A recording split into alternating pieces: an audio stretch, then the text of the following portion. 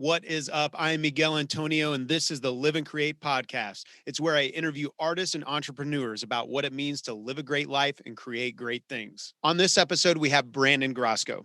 Now, Brandon has lived a whole lot of different lives. He started out as a full-time EDM DJ and producer. He went on to start his own landscape company, grew that, and eventually sold it. And now he's starting a whole new business venture where he's seeking to educate first-time gun owners. Now, I know guns are a very, very hot topic and a very intense and extremely nuanced topic, but it's my hope that you guys can hear his own story, hear him as an individual, hear him as an entrepreneur, as an artist, and also see that he's working to pull out the bravado that so often permeates gun culture. I think it's a great conversation. I hope you guys enjoy. The Live and Create podcast.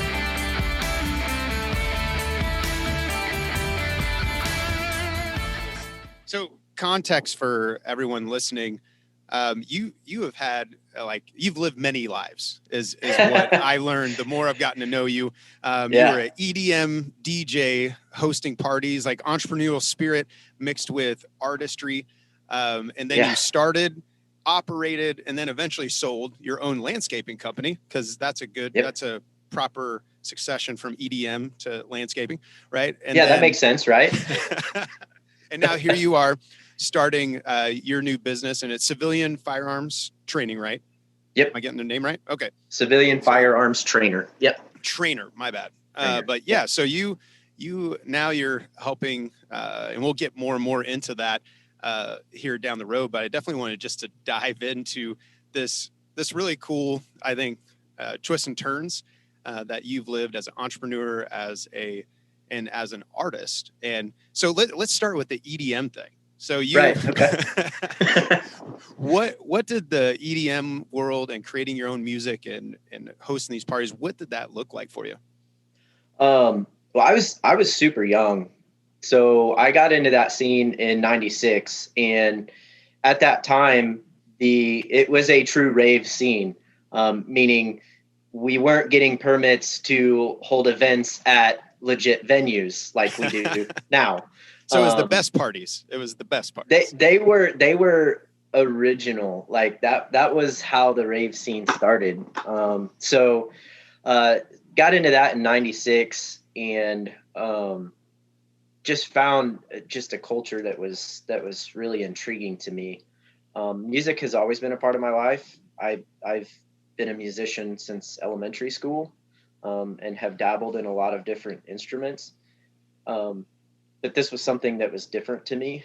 So it was something I gravitated to. I was only, I think, 16, 17 at that time. So you're already starting the artist and entrepreneurial spirit really early for your career. Yeah. And it didn't start really throwing parties and getting involved on the business side until being in the scene for a couple years. But that scene, as you know, the music business in general is pretty cutthroat, full of drama, full of shady people. And that's the good side of it, right? And that's the good side of it, right? It's like it's a dark alley with pimps and prostitutes and people who are going to rob you, and that's the good side. Yeah. And so as much as that scene preaches peace, love, unity, respect, right? When money gets involved, stuff gets weird. Like everything in life, start getting money involved, and people start to get weird. And so there was that aspect of it as well. That's part of business, really. When you start to get money involved, people get weird. But I was in that scene until about 2001. So I started my family pretty young. I had my oldest son, who just turned 22 yesterday. I had him when I was 17, and had his brother 13 months later, and then had his younger brother a little over a year after that. So the by rave 20 years scene old, and fatherhood didn't really work out, like the connection. Well, it's kind of funny because at the time, you know, my wife at the time was going to events with me, and, you know, she was on the dance floor standing in front of a speaker while she was pregnant, and it was just part of our life. So, and there's an interesting tie to that down the road as far as my oldest son, who is now producing music. So And it's good it's kind of stuff. Last funny. time I was over, we were listening to it, and I'll have to plug it in when I put everything in for the Yeah, podcast and push it out there. It's good stuff, man. Really that good would be stuff. awesome, because around the age of, I got married at 20, and it was time for me to kind of start shifting my focus. But even when we first got married, I was still in that scene. In fact, early on, I was supporting my family by DJing at shows. I was running a sound system for basically secondary rooms at these shows. So it was a smaller sound system. It wasn't for the primary room. And so I was DJing, running the sound system. And basically, that's how I was supporting my family, selling records out of my garage That's to other amazing, dude. DJs and artists. So it was really just grinding to try and support my family, yet And doing something so that at I this love. point, you started at 17, but the point you were supporting your family on that, like how long did it take for you to go to get there to where you're like, enough money's coming in, I can feed a bunch of mouths and take care of this house and this roof over my head? Yeah, there was about from basically from about 20 to 21, that year and a half, I was able to basically focus on music and selling records, make enough money to kind of pay the bills, right? The typical musicians and artists struggle. It's like you get to end of the month, like, oh shit, Nobody died. Yay. we did it. Yeah, Oh, the next exactly. month's coming. Yeah. So, But I think that's a huge thing, though, man. That it shows. A lot of people who like follow me are artists and trying to do their own business as well, and it is such a struggle. But it's cool yeah, just to hear someone's story. Like no, I was able to build this up, and it's you weren't like making it rain every day, but no, you found a way to make it sustainable at that time and at that moment, and it's cool to hear. I hear some artists. I even had an artist come up to me. He's like, I'm thinking of proposing to my girlfriend, but I don't even know if I can like pay for anything ever, right. and what does that look like? So that's cool, man. Yeah, and as you know, I mean, when it comes to starting a family, even if you're starting it older than I was, like most people do, I there's a waited lot till of 29. I waited like a yeah, decade longer. and there's a lot of adults who have the conversation of, I want to make sure that I'm ready. I'm financially stable, and I've arrived at this point where I can Right. start my family. Yeah. Guess what? You're never going to be Still prepared not for ready. that. Yeah. No. And so having kids at a young age was a blessing and a curse all at the same time, because I wasn't financially stable. It was a constant grind to make everything work and support my family. I wasn't emotionally stable. I was a 17-year-old kid. I was immature. Yeah, at I had 29, I was still not emotionally stable. So yeah, 17, no. we were all kind of fucked up. Yeah. So at 39, I'm looking back at 29 and I'm like, bro, I was a mess then too. I'm a work in progress for the rest of my life. I've just come to that conclusion, I but feel you. I'm in a better place now than I was 10 years ago. And I was in a better place 10 years ago than I was 10 years prior to that. And I expect to be in a better place in 10 years from now. And honestly, even in months from now. And really that's where my mindset is constant improvement, constant growth, and never settling and never arriving. Because I I think at love that that. point where you feel like I've arrived, well, guess what? That's the day you're going to start dying. You're going to start regressing. So, Absolutely, man.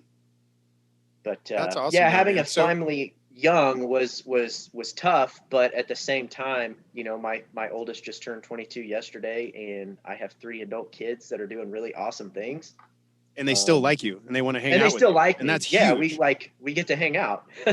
That's um, that's Jenny and I, my wife. That's I said I know that's my wife, but just for the audience, it's weird. I'm right. trying to get used to that that whole vibe. We know each But other really well. right, yeah, we like hang out and all that stuff. But yeah, that's been mainly one of our big goals, and it's inspiring to see you live that out. Is really we want our kids when they're adults to want to come home and see us. That Yeah, they're not dreading it, and they actually want to hear from us, and they want to be around us. So that's absolutely. awesome. That's a huge testament to what you've done throughout your life. It's a fine line to ride too, and it hasn't always been good. There's been periods of my life where my relationship with my kids was damaged and broken. And this last year for me has been a period of forgiveness and grace and love and rebuilding relationships. And so that's been super fulfilling. I feel like I'm closer to my kids right now than I have been my entire life, which is really, really cool because they're all in pretty important stages of their lives right now. I have 5 total, and plus 3 bonus kids that I picked up along the way. And everybody's in this weird transitional part of their life where the older ones are, they're reaching for some lofty goals, and they're struggling and it's hard, but it's a super exciting time. And then my girls who are 17 and 13, they're also at kind of a weird part in their lives too, because 13 for girls is insanity for everybody involved. So it's cool to watch everybody grow and awesome. Go through all of these life experiences with them. Definitely, man. So you went, you have the EDM world, but then somewhere in there, you decided to start your own lawn care company. And that's something I've learned about you, is just how passionate you approach landscaping from an artist's perspective. You execute well, but also from our artistic perspective. But what did it look like for you to start that landscape company?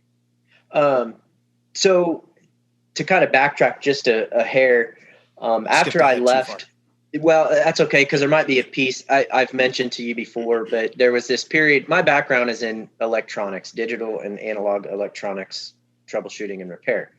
That's what my education is in. So I actually left the music scene in 2001. My last show was in September 2001 at Uptown Theater, and I had basically put up the records after that.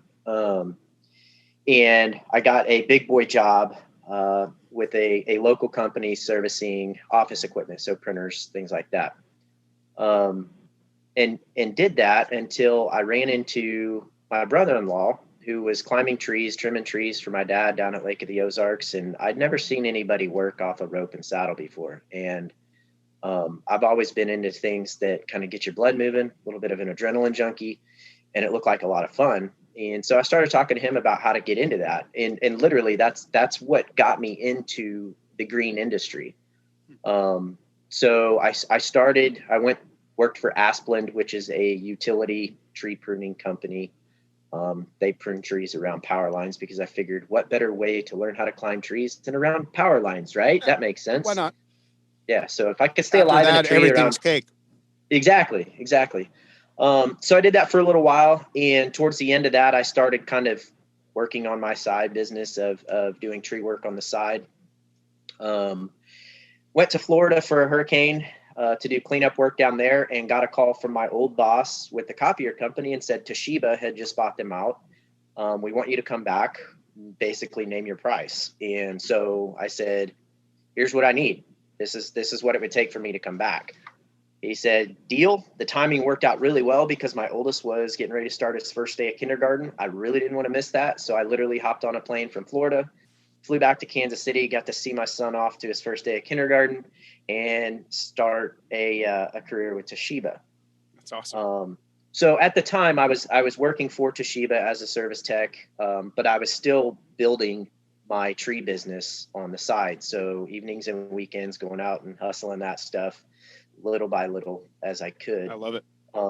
Yeah. So long story short, eventually that came to an end. And I jumped right into the tree business full time, and did that for a few years. And it kind of evolved into, I ended up with a zero-turn mower from my dad. He needed a place to store it. So I was like, hey, can I use this? Next thing you know, I'm mowing some lawns.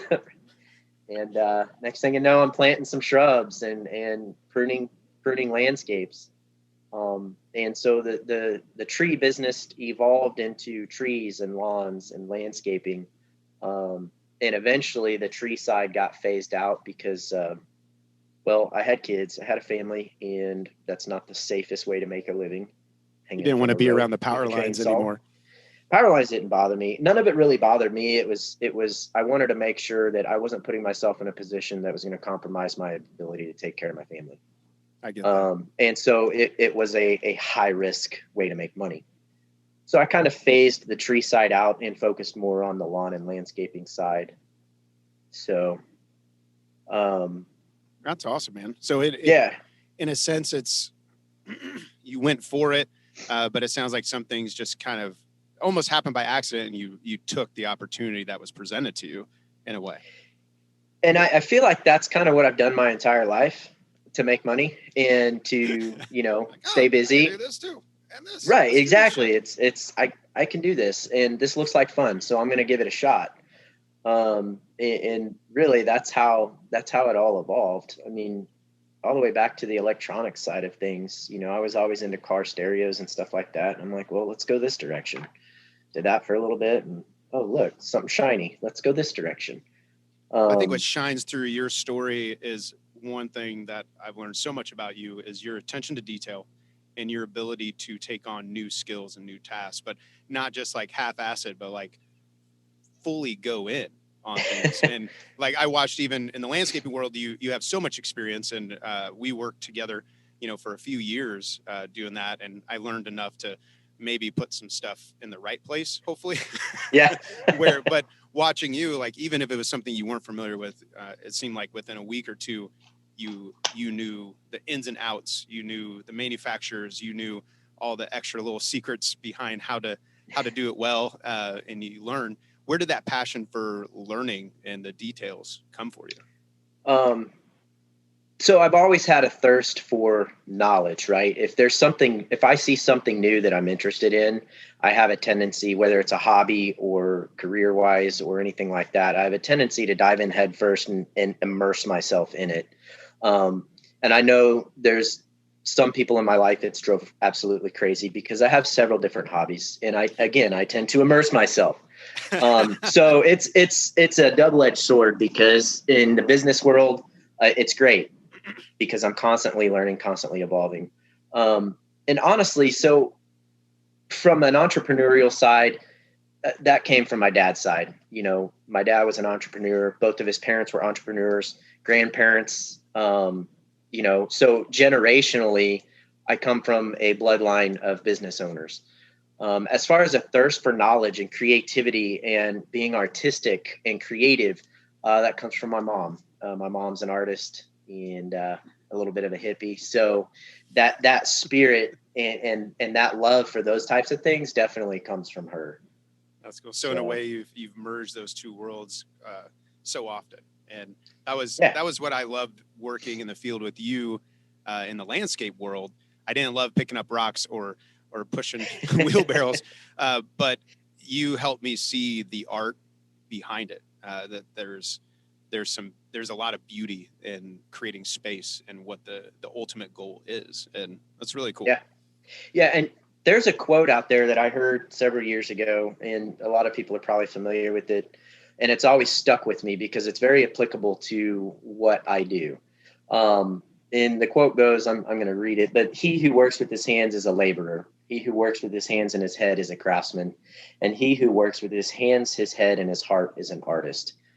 So even in the landscape world, I try to bring artistry to what we do there, because heart is the difference. I mean, it's real easy to move rocks and pick them up and move them. And even from a mindset, it's if you have the knowledge to do it, it's easy to take, algebra and figure out the area of a circle and figure out cuts and radius and all of that. That's knowledge. But to then take the detail and make sure that those things are clean and concise and they all fit in the big picture to create something artistic is basically where the heart comes in. So that level of detail is definitely an internal thing. Well, and I've seen you live out that desire for detail and your passion, but also in the coaching realm. I didn't even mention, like you do base, or you did for a long time, competitive baseball. And I've seen you train. You trained me in the field. I've seen you train a lot of other people, but you have this passion, this heart for teaching and for coaching. And you seem to have an incredible patience, yet a determination that people are going to get it right, which I think makes for a great coach. Did you have a mentor or coach that instilled that in you, or is that something that's just developed naturally, kind of like your landscape business did? I think it's a little bit of both. And I didn't realize that I had a gift for teaching and coaching until probably the last several years. and I think I've had it longer than that, but it didn't really come to the surface, and I didn't really think of it like that until the last several years. But I had several coaches growing up who had an impact on me. My dad helped coach baseball growing up, and helped coach a few of the other sports that I was a part of. I grew up in a small town, so I played baseball, football, I wrestled, and and basketball, and all of my coaches were all involved in all four of those sports. You know, one of my football coaches was a wrestling coach. One of my football coaches was a basketball coach. All of my coaches were football coaches, and several of them carried over to the baseball team because the same guy sponsored and led all of those organizations. So it was cool because I grew up around the same group of men teaching me and coaching me, and holding me accountable in that aspect from an athletic standpoint. So I think I have to give some credit to those guys, for their commitment, because that was a long time. I mean, I did that with that same group of men, and those same coaches from, basically as early as you could start playing sports, kindergarten, right? And all the way up to 13. So those guys committed a lot of time and a big part of their life towards building these kids and these athletes. And I didn't really start to consider what impact that had on me until I started coaching baseball, which I just fell into. My best friend was coaching a baseball team. My stepson was playing on the team, and he's like, "Hey, I need help. You want to help me?" Yeah. And next thing you know, I'm coaching baseball. So and very involved. Like I remember hearing like lunchtime conversations where you're trying to figure out tryouts and details and coach, talk to parents and help them coach their kids. And like you were very, very involved. And that's one reason I love sports, for our kids. I was never really like a big sports person, growing up, but in the music realm, I had people who were coaching me, like any kind of thing that demands your focus, attention, and consistency over time, I think offers opportunity to shape someone's character, in a positive way. Absolutely. And everybody needs a mentor, no matter what aspect of life we're talking about, whether it's a baseball coach or somebody in the music world or business world or the music business world, because those are two different things. Those are like three different things, right? You have music, you have the business, and then you have the music business, because that's a whole nother animal. But everybody needs a mentor, somebody that's been there, done that, and can hold you accountable and give you some advice and just kind of lift you up when you're struggling, and just kind of show you the ropes. And that's every aspect of life. Everybody needs a mentor in a lot of different areas of their life. So absolutely. I had an opportunity. My knowledge of baseball, and I always explain this to my parents and my athletes, that my knowledge of baseball might not have been like way up here. But I had an ability to teach life through the sport of baseball. And so I tried to surround myself with other guys that were smarter than me in baseball, so that I could focus on teaching these boys about life and how to fail, how to get back up, how to work hard, how to be accountable and hold each other accountable, how to work as a team, how to win as a team, lose as a team, and do both gracefully and respectfully. So it was a really cool experience. And I basically stepped away from that after the spring season of 2020, which was a really difficult decision for me. It was emotional. I'd spent a lot of time with a lot of these kids. Some of them I'd been with since they were 7, 8 years old. And now they were 13.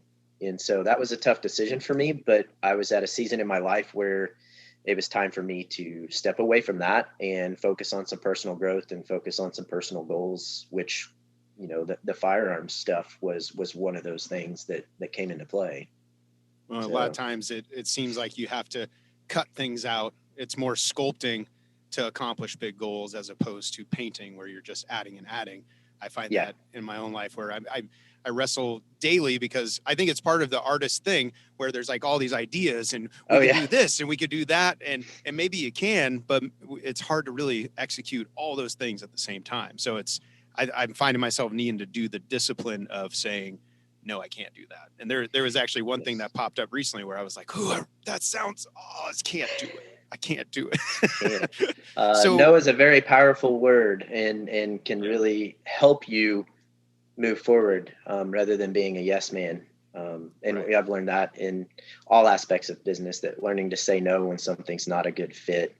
And even for your family and relationships and everything else, it's an important word. Yeah, So there's a writer named Neil Gaiman. Are you familiar with him? He wrote I'm not. The American Gods and a few others, like fiction writer. But he was doing an address for a college. What's that called? I can't even think of the name right now. Commencement speech. Okay. And he was giving advice for artists. And it stuck out to me where he said, you know, in the beginning, you'll find yourself kind of saying yes to all these things. It's kind of like you see that mountain way off in the distance and you're trying to get there. So you're just saying yes and yes and yes. He's like, the further you go in, you realize to say yes to some of those things means you're backtracking.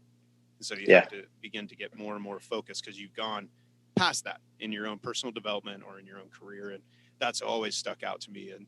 But it's a hard thing because I get excited about things. I'm like, yeah. Exactly. That comes with time and maturity and seasoning. It comes with being burned a lot. It comes with letting people down because you've overcommitted yourself and having to humble yourself and learn that, man, we can't do all of the things that we want to do all of the time. Right. And the older I get, the more I've learned that to kind of focus in on certain things, because I've always been a jack of all trades, master of none. You know, you like you said, I've done a lot. I'm 39 years old and I've lived a lot of different lives. And it's because I'm constantly weaving in and out of projects and things. And the older I get, the more I learn that to focus in on things that are important. And I think that's just part of growing. So. Absolutely. So when I started working landscaping, it's funny because I remember the conversation I had right before I quit. We're sitting in your office and I was like, so I see you're passionate about this. You have the heart. And I kind of broke down. I was like, I've been trying really hard. And I just realized I was like, this is not the place for me. Like I want to love it, but I just don't. I really did. I went in thinking I will, but I remember it's like the first week I started working with you in the field. And my wife tells me before going to work, because she knows me, she goes, can you do me a favor? Don't talk about religion or politics at all, because you're not going to make any friends, because I don't always have the most popular opinions. And but you and I get in the field together, and within the first week, we're talking religion, we're talking politics, we're talking everything. We start talking about gun control and all these things. And it's been a really cool journey in our friendship, because we don't always see necessarily eye to eye on things, but the conversations have been great, and I've learned a ton. And that dove us into, like, I was already kind of interested in getting a gun. I wanted to teach. I realized I had grew up with guns, but then didn't have them. Once I sold my guns to go to college. It didn't pay for all of it, but I sold what I had to start my music career. It's like, I'm an artist now. But then I realized with the boys, they had no familiarity with it. And we had a situation where there was a young kid with a gun and the mom didn't know where it was. And it like shook me. And that all happened about the same time I started working with you and we started talking with this. And I'm like, what would happen if my kids came across a gun? Would they think it's like fucking Call of Duty and start like what would they do? And I realized I need to go on this journey with them. And it's kind of a perfect timing to get to know you, because your perspective on guns, I really connected with, and self-defense and those kind of things. But so let's talk about the beginning. Well, let's talk first about what your business is that you're launching. If you want to break that down. Yeah. So the business is Civilian Firearms Trainer, and basically we're focused on just the absolute fundamentals of firearms. I'm not looking to train guys on how to be Tactical Joe and run around with a rifle and a vest on and be super cool looking. That was never the intention of my business. I have guys that I can refer you to if you want to do that. But for me, honestly, you were you were a little bit of the catalyst of why I decided to do this, because 2020 has brought in, the numbers are there. It's like 8.4 million new gun owners. And these are people who have never owned firearms before. Yeah, it's been 8.4 million people with guns that probably don't know how to use them. Right. And the other problem is the firearms instruction industry, and just the firearms industry in general, is pretty inundated with egos. And well, and that's one thing I think that connected me with you, because one thing I did not like about the gun culture I had seen was just this bravado and guys with fucking huge ass guns going to get fries at Five Guys. And I was like, what the hell is this, man? Like, what's happening? But so, you're, like you said, it can come with this ego thing. But back to you, and as you tell your story. Well, yeah, but that is the perception of the gun culture that we live in. That is if you're not in that culture, that tends to be the outside perspective. I wanted to change that. I wanted to take the fear out of firearms instruction and take the fear and intimidation out of learning, because most people's experience with learning how to shoot is, if they're new, is somebody else takes them to a public range, and that somebody else is probably not as experienced as they say they are. So there's some bad habits on display from the jump. Right. So typical experiences, we're going to go to a public firing range. We're going to stand in line with a whole bunch of other people within 3 feet of you. It's loud. This is new. You can't hear instruction. And when you start hearing shots going off, there are a lot of people that I've talked to who just had a really, really bad response to that. Mentally and physically, it was overwhelming for them, which means they were scared, they were intimidated, and they learned absolutely nothing other than how scared they were. Yeah, it's a startling thing. Like I said, I grew up hunting and we were shooting all the time, like with my grandpa and my dad. But then it had been years. And then when you and I got on the range, like I'd already been doing dry fire training, like you were teaching me. But those first few shots, I was like, like your body just reacts, Mm-hmm. Yeah. And so there was this, on the flip side of that, the other option is, okay, I go to a class and I want to learn just basic pistol. So now I'm in a class with 10 to 15 other people, of which not everybody is on the same plane as far as knowledge and experience.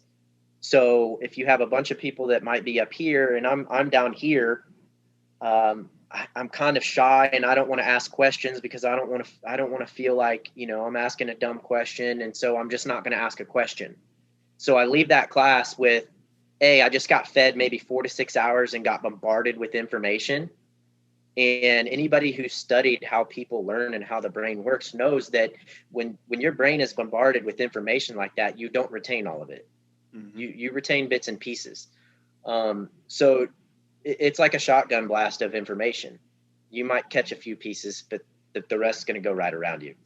Right. See what I did there with the whole gun analogy? That's good. Yeah, I like it. I had that written down. No, I didn't. It's on your screen right there. Right. Yeah. Got it. I got it in. So the way I saw it was there was a need to take the fear and intimidation out of it and give people one-on-one time to learn the basics in very small increments. There are other instructors who offer private instruction. But the reality is it's not their bread and butter, because they would, who wouldn't want to fill a room with 10 to 15 people at $50 a pop and spend 4 hours and make a good living that day, or, charge $50 or $60 an hour and just spend 1 hour with one person, private, one-on-one, one night a week. It's not a huge moneymaker. And that's okay, because that's not the point of what I'm doing. The point is there's 8.4 million new gun owners out there who are probably scared. Right. And that gun is a paperweight sitting under their bed that they have no idea what to do with. Yeah. Around their kids, around the rest of their family. And that is a concerning thing. So you have a large market. There is. and politically, there's people that are starting to, that might have been not against guns, but not terribly fond of them, that are starting to come to the realization that, okay, this is a tool. I feel a need in today's society that I need to be able to know how to use this tool effectively, safely, teach my kids, and be prepared to use this tool if I have to, because the climate that we're in today is very volatile. And the Right. reality is there's a hard issue in our country, and there always has been, as far as people willing to do terrible things It's to just good boiling people. up. It seems like Well, it's much. more visible now. I mean, it's more visible now That's a than it better was way to 20 say it. years ago, because social media puts it all out there, and Right. It's kind of everything like is on when camera now. Will Smith, talked about racism. They were like, "Do you think there's more racism? Sorry, do you think there's more racism today?" And he goes, "No, I just think now it's being filmed, and now we're seeing the reality Exactly. of what people are dealing with." And I think the same on the end you're talking about. Yeah, crimes are a lot more documented visually now than they were 20 years ago. So, and granted, it's just as prominent. And so I think a lot of people, much like yourself, you had an awakening of, okay, this is a tool. I need to learn how to use this tool. I need to be able to introduce it to my kids so that if they come across this tool, they have an understanding of how to address it. And they don't pick it up like, hey, it's like Call of Duty, and Like, I'm pointing this at my friends, right? Because this is cool. So there's a need there to teach those things, and to teach those things without the ego, without the bravado, and without the fear and intimidation that usually comes along with learning about firearms. Right. And so we're doing that in a private setting. Essentially, the first 4 weeks that we would spend with you is once a week, about an hour at a time in your own home, one-on-one, no live ammunition. And we're going to start from the absolute basics, the 4 golden rules of firearm safety, how to hold it, how to check and see if there's anything in it, how to load it, how to do those things in your own home safely, knowing what is on the other side of the wall that you're pointing at, or in the basement. Is that one of your kids' bedrooms? Is that one of your kids' bedrooms next door? Where is a safe place that I can practice dry fire? How can I check and make sure that it's clear? And so rather than blasting somebody with 4 hours of information and expecting them to retain all of it, we break it down into very finite pieces. And then they're left with a little bit of homework of, okay, I just want you to practice just being comfortable with this tool in your hand. Because if you're not comfortable holding it, you're not going to shoot it, and you're not going to shoot it well. So just That's get what I comfortable. experienced even my first time in the range with you, where I had been doing the dry fire drills and everything, but realized I was still just nervous, holding it in my hand. It took a while to really get comfortable. Plus I was kind of shifting more towards just such a negative view, like I was sharing with you, of gun culture, that I, like, over and over in my head, I was just kind of like, everything's bad and it's scary and it's, and like trying to find this middle ground, I guess, if you will, within it. But yeah, it's just being used to holding this thing that can cause serious damage. It's like it begins to help you jump some hurdles to being able to operate it safely. Absolutely. And I think that's one of the things that again, as you and I have grown to know each other personally, you know that I'm a pretty even keel guy, middle of the road. Yeah. I'm not extreme one way or the other. And I just want to love people and be respectful. And I don't have to agree with your opinion. I don't have to, and we can disagree. Like we have points in our life that we don't 100% agree on, but we've always had extremely respectful conversations. Yeah.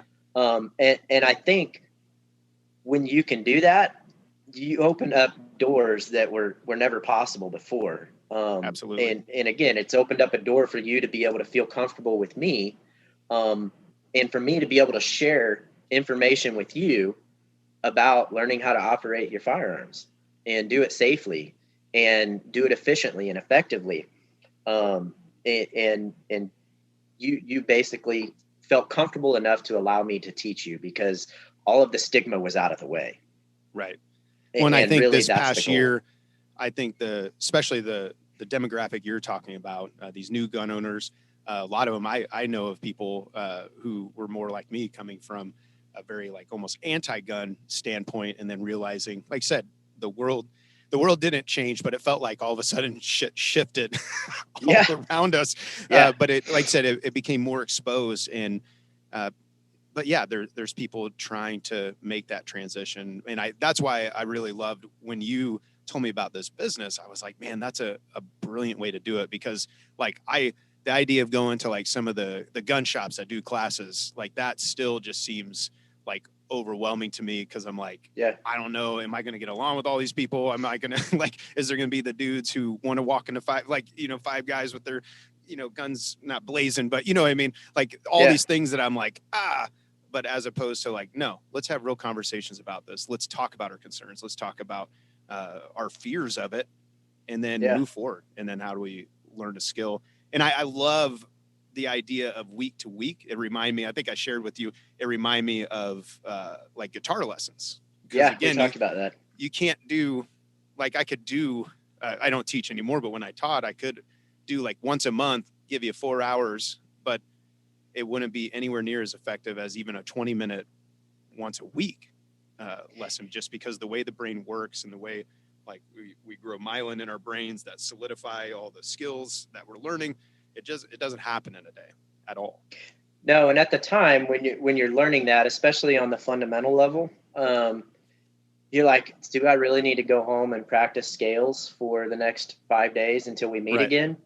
Well, on the front end, that seems really boring and like, why am I doing this? But now you can play those scales in your sleep, and you don't even have to mentally process what you're doing. The same goes for gunfighting. Those are skills that you don't want to have to reach back into the back of your brain in a stressful time and say, okay, how do I do this again? You want there to be enough repetition and enough muscle memory in place that when shit hits the fan, you can respond accordingly. Because stress really changes how we process and how our brain is able to take information that we know it. And then stress gets involved and adrenaline dumps and everything goes out the window. Absolutely. It's like stepping on stage your very first time. And it takes I a while practiced really to get hard, over and that. then my fingers went, like I remember practicing. I was in a rock band, but I remember in college I practiced this classical piece because I was studying classical at school. And so I wanted to bust out this classical thing on my acoustic guitar. I've been busting my ass on it, and we were just going to pop into this big rock thing afterwards. I sat there and tried to play it, and it just, my fingers literally were like, nope. And I tried again, and they're like, nope. And then I was like, just go. And we just went with the big thing. And you see that in military, you see that in police officers, like with the training, even with all the training. I had a friend who was in a special, like kind of a special ops team in the Marine Corps. And he was like, after all the training, all the things we went through, you still get people in real time shut down, because you don't know what's going to happen when bullets are flying at you. You don't know what's going to happen when chaos is ensuing around you. So the better prepared you can be, the better off. But even then, sometimes it can be a struggle. Yeah, absolutely. And mentally preparing for an event like that, talk to anybody in the military or law enforcement, and they'll tell you mentally, you don't know until it happens. And like you said, some guys are going to freeze, some guys are going to run, some guys are going to fight. Everybody's wired a little bit differently. But you gotta have the skills to run your tool. That's just because the reality is there's a large number of people who are killed with their own firearms because they don't know what to do with it. Yeah. And so in a home invasion, when they accidentally kill someone in their own home that is part of their family. Exactly. And I, on my Facebook page and social media, I hate to be doom and gloom, but a lot of times I post about stories of negligent discharges that cause somebody's life. A young kid, a toddler, a 3-year-old picks up a gun and shoots himself, kills himself. It's happened here in Kansas City multiple times. I post those things so people understand this is real life. These are real things. These are tools that are meant to kill people. that is their intent. Mhm. Now what you do with that intent has to do with your heart. I'm a protector by nature, which is what drove me to learn more about self-protection and firearms. Right. And I'm not an aggressive person. I'm not somebody that's out looking for a fight at any given time. If any fight that I can avoid is a fight won. Right. And That's some Sun Tzu art of war shit right there. It's like the best, yeah, like the best way to win a war is to not get in it. yeah, don't Absolutely. get involved if you absolutely don't have to. And so there's a lot of things that you have to mentally prepare yourself for to start carrying a firearm. And so when I've had friends who are like, "Hey, I'm going to get my CCW, I'm going to start concealed carrying. What do you think?" And I'm like, "I think you have some lifestyle changes to make, honestly, We because had if that I decide." conversation. We did it, and it's oftentimes I have to, if I'm going out to dinner with my family, I have to make a decision. Am I going to have a beer tonight or drink, or am I going to carry a firearm? Because I don't get to do both in public like that. Right. And so where am I going that day? Am I going to a federal building, a courthouse? Am I going to the kids' school? How am I going to store my firearm when I go inside because I can't carry it with me? The clothes that I wear. It does require a little bit of lifestyle change in a certain aspect, and it requires a shift of mindset. And if your mindset is you're looking for a fight, the last thing you need in your pants is a gun. You need to Right. fix your heart.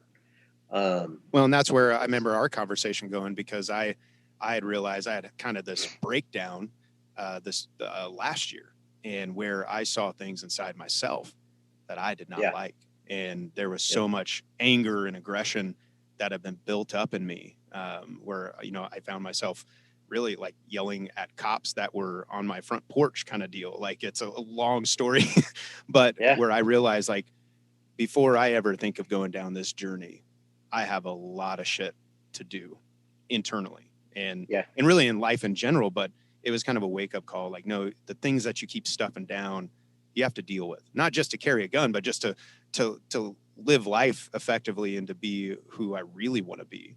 Yeah.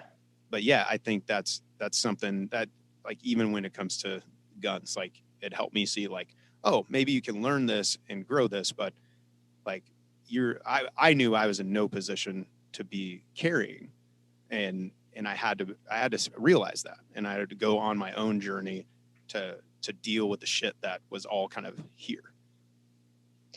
And that means you're light years ahead of where a lot of people are just in life in general, when you can recognize that toxicity that you're dealing with, and understand that I don't need to, I've got a lot of fuel in me right now. I don't need to strike a match and put a gun in my pocket. Right. That's the last thing I need to do.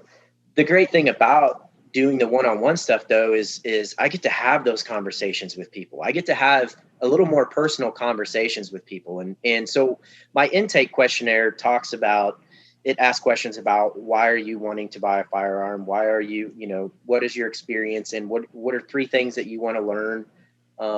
And so I can get kind of an understanding of where people's heads are at before we even meet.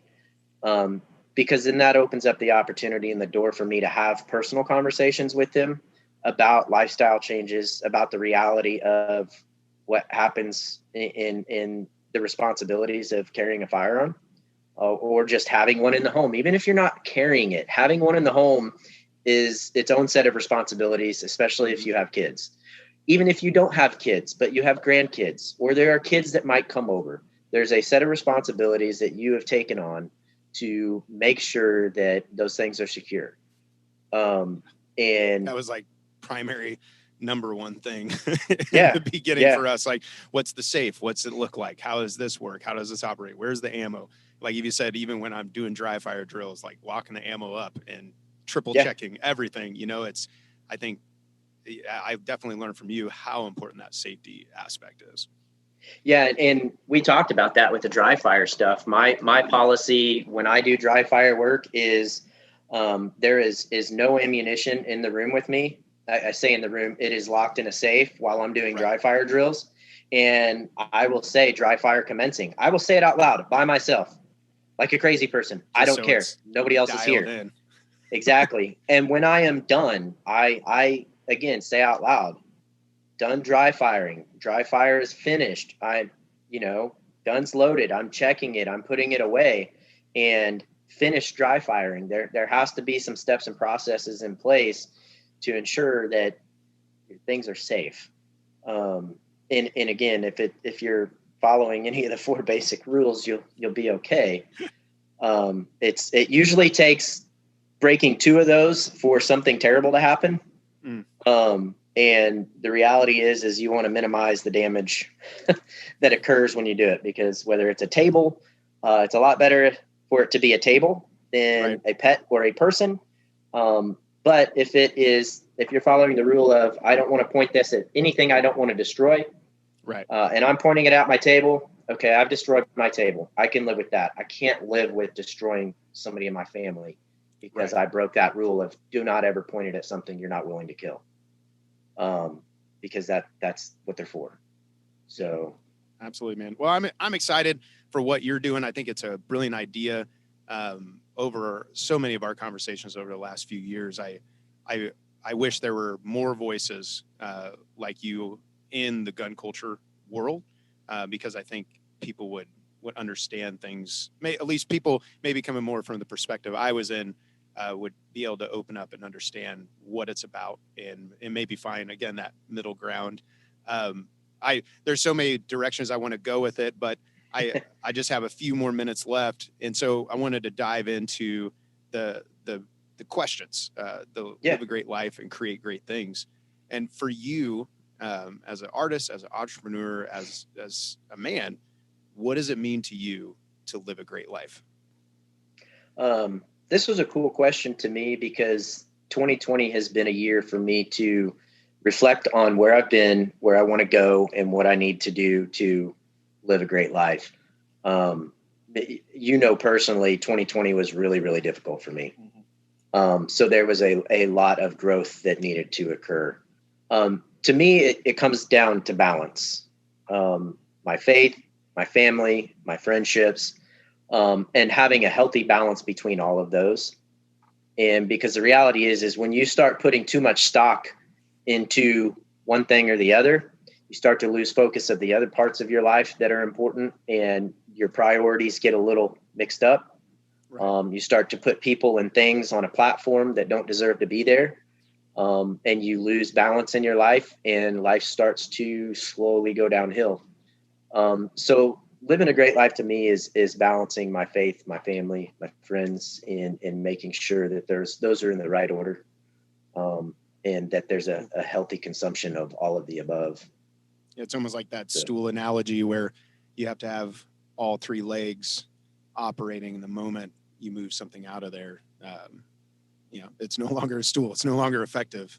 Or if one is longer or shorter than the other 2, or if they're all just 3 different sizes, and then you can't feel stable. You might be able to sit there for a little while, but eventually your body's going to be like, this isn't comfortable. I don't feel right. I need to adjust. Something needs to change. I'm going to cut some legs off, and I'm going to even things up because I don't like to sit off to the side. That's uncomfortable. So. And then for you, what does it mean to you to create great things? I touched on that when I quoted about the laborer versus the craftsman versus the artist. To create great things for me means whatever I'm working on to do it from an artisan's standpoint, and use my hands, use my head, and use my heart. And there's some times where you've just got to mindlessly just get after it, use your hands, get stuff done. But when it comes to creating, absolutely, you have to have all 3 of those things involved. Back to the stool. It's kind of the stool mentality throughout it, man. Yeah. Well, dude, I'm excited for you as you start this new venture and seeing what you've created in the past. No doubt there's some good things ahead for you. So thanks for making the time. I appreciate the opportunity. It's been great. Again, appreciate the opportunity for you to allow me to work with you personally, and kind of take you along this journey of learning a little bit more about firearms, and that it's not all about ego and being macho. There's a lot to learn, and it can be fun. I think you've learned too that it doesn't just have to be about, gunfighting all the time. There's a fun aspect to it as well. So, right. But yeah, Absolutely. I appreciate the time, man. Well, it's just like when I do my dry fire drills, usually in the mornings before I go work out, and when I can get up early enough, and then I'll come back from the gym, and Jenny will go, "Were you playing with your guns again?" I'm like, "Thanks, yeah, thanks, babe." Yeah. Like, I'm prepared for the future. And yeah, she's like, "Yeah, you were playing with your guns. That's cute." But well, that's awesome. That's part of it. So. Thank you for listening to the Live and Create podcast. If you like what you heard, make sure you subscribe and leave a comment or a review. The Live and Create podcast.